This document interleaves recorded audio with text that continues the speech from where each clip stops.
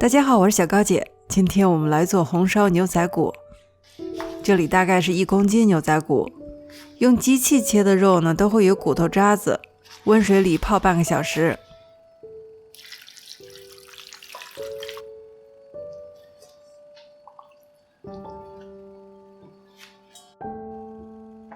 血水也泡出来一部分，拿去冲洗干净。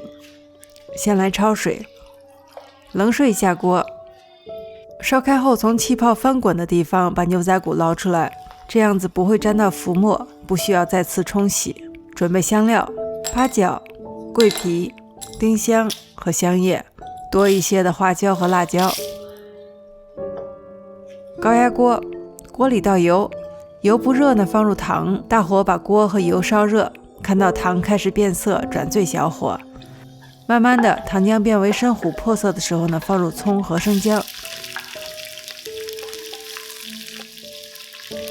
然后放入牛仔骨，翻炒之后，糖色都粘在了牛仔骨的上面，颜色红红的，非常好看。放入香料，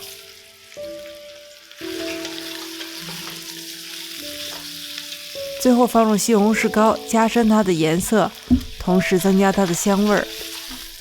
继续翻炒，当西红柿膏和香料完全炒香，锅底也可以看到有一点焦焦的东西呢，加入开水，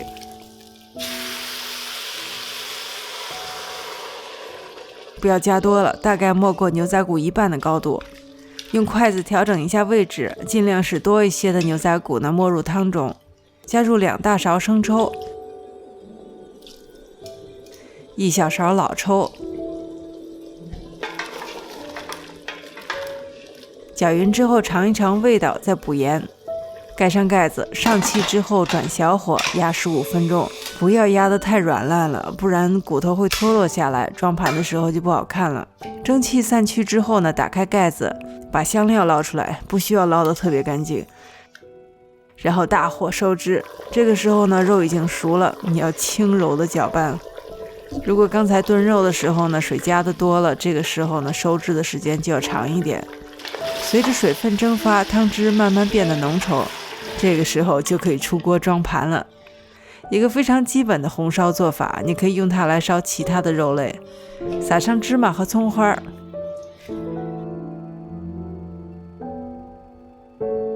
咬一口，骨头轻而易举的就掉下来了。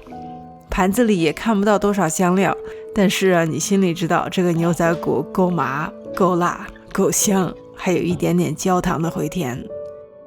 谢谢大家收看，我是小高姐，我们下期再见。